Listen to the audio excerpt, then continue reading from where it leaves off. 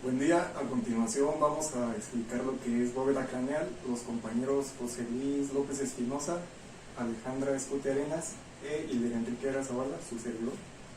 Vamos a proceder primero con lo que serían huesos, luego músculos y procederíamos con arterias, venas y al final La nervios. bóveda craneal es el espacio en el cráneo dentro del neurocráneo, ocupado por el cerebro. Los huesos de la bóveda son planos y están compuestos por una lámina central del hueso esponjoso. Los huesos que forman el cráneo son 8 en total, ya que existen 2 en específico que se encuentran en pares. Los huesos del cráneo son 2 huesos parietales, se encuentran en la parte más superior y central. Por sus bordes se establece líneas de sutura bien definidas con los huesos vecinos. Por su borde anterior o borde frontal se une al frontal mediante la sutura coronal. Por su borde interno o borde sagital, los dos parietales se unen en una sutura sagital. Se tiene un aspecto dentado excepto en una pequeña porción del tercer posterior del hueso, dominada o velión, donde la línea de sutura es recta. Por su borde posterior o borde occipital se une el occipital de la sutura lamboidea. Por el interior o borde escamoso se une al temporal. El hueso frontal se localiza en la parte superior de la cara, en la zona que conocemos como frente. Debido a su morfología se puede distinguir en un segmento vertical la escama del frontal que forma parte de la bóveda craneal y un segmento horizontal, la porción orbitaria que forma el extremo anterior de la base del cráneo y al mismo tiempo el techo de la órbita. Posee en su espesor 2 senos aéreos, senos frontales derecho e izquierdo, situados a los lados del plano sagital, en la zona de unión de las porciones vertical y horizontal del hueso. Los senos del frontal se comunican con un conducto del hueso etmoides que se abre en las fosas nasales.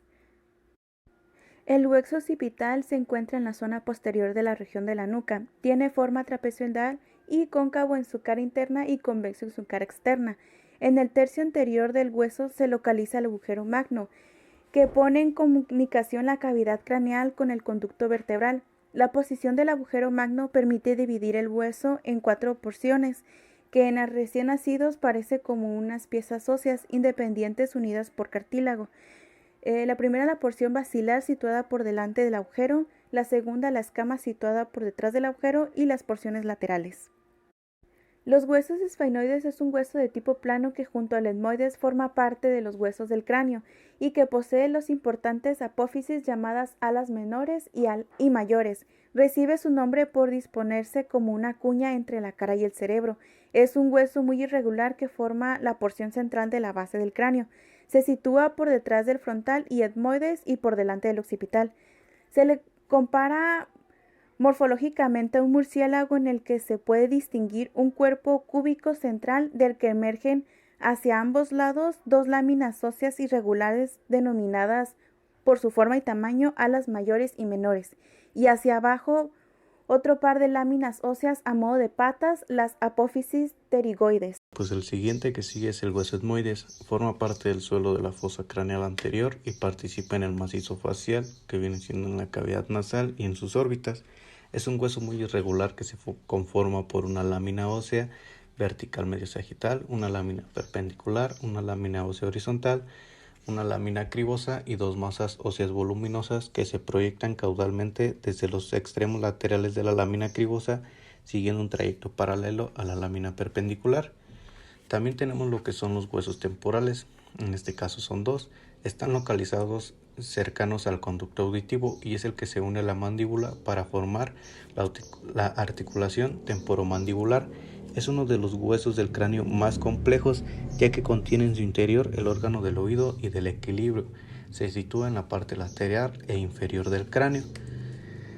Los músculos que encontramos son varios, pero los que pasan solo por la fosa craneal son pocos y son los que hablaremos. Uno de ellos es el músculo temporal. Posee fibras en 3 sentidos verticales, oblicuas y horizontales. Su origen es en la línea temporal del inferior parietal. Su inserción es en apófisis coronoides de la mandíbula. Su inervación es con nervios temporales profundo anterior y medio posterior al nervio auriculotemporal. Todos ellos son ramas del maxilar inferior y su acción es elevar y retraer la mandíbula. El músculo superior, superciliar o corrugador.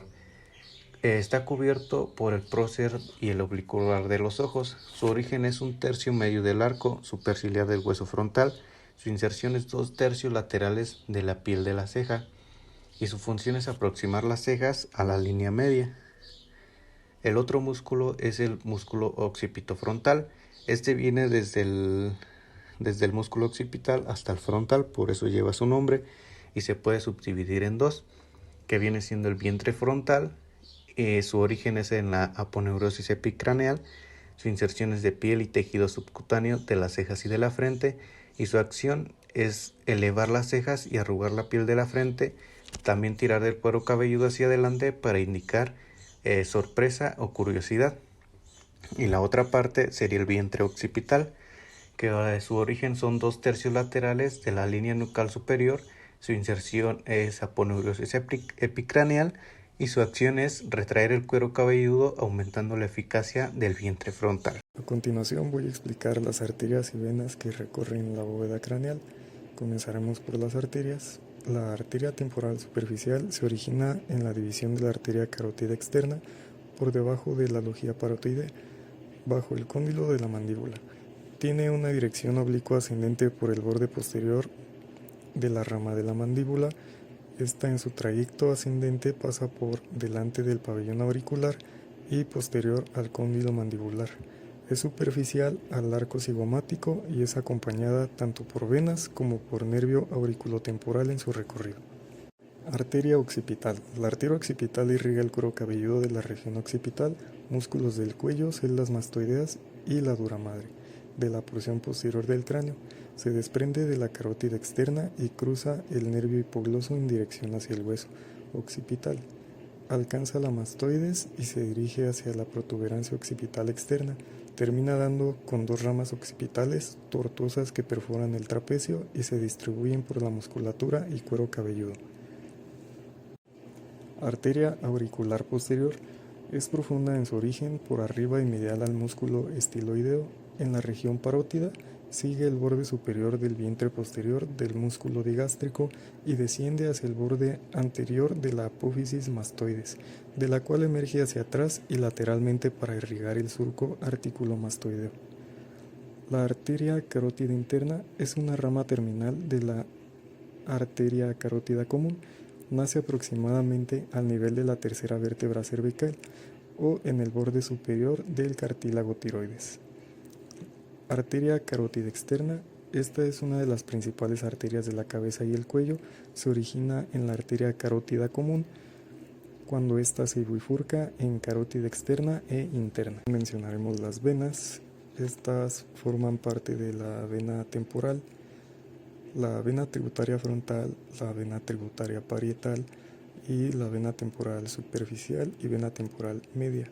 Son venas que drenan las partes laterales del cuero cabelludo en las regiones frontal y parietales, cuyas tributarias forman una sola vena temporal superficial frente a la oreja, justo por arriba del arco de la hipófisis cigomática. La vena temporal comienza en el lateral y vértice del cráneo en un plexo que se comunica con las venas frontal y supraorbitaria, con la vena correspondiente del lado opuesto y con la vena auricular posterior y la vena occipital. A continuación tenemos la vena auricular posterior. Esta es una vena que se inicia en un plexo venoso situado a un lado de la cabeza, pasa por detrás de la oreja y se une con el tronco temporomaxilar para formar la vena yugular externa. Son tributarias del mismo plexo venoso, la vena occipital y la vena temporal superficial. A continuación proseguimos con los nervios de la bóveda craneal. El nervio trigémino. Las fibras nerviosas nacen del ganglio trigemial.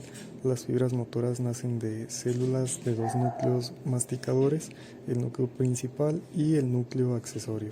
Su recorrido se dirige a través del vértice de la fosa pterigomaxilar y se introduce en el conducto palatino posterior y se distribuye la mucosa palatina de molares y premolares por el velo del paladar. Durante su trayecto por el conducto da el nervio nasal posterior para el cornete y meato inferior. Su distribución está en la región facial y craneana. Cigomático temporal. Su origen es el ramo terminal de mayor tamaño del nervio cigomático. Este tiene su recorrido en la órbita, emite un ramo comunicante al nervio lagrimal, luego pase hacia la fosa temporal por el conducto cigomático temporal en el hueso cigomático.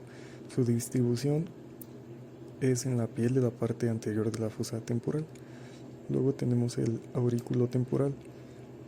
Su origen nace de dos raíces provenientes de la división posterior del nervio mandibular. Estas ramas forman un ojal por donde pasa la arteria meningea media y luego se unen para formar un solo nervio. Su recorrido, pasa lateral al cuello de la mandíbula, de sus ramas parotidea y luego va hacia arriba, donde da ramas hacia anterior por la oreja. Luego cruza sobre el proceso cigomático del hueso temporal profundo a la arteria temporal superficial. Recorre junto a la arteria temporal superficial y su vena. Luego tenemos lo que son nervios espinales, nervio occipital mayor. Su origen se origina del ramo medial del ramo dorsal del nervio espinal de la cervical 2.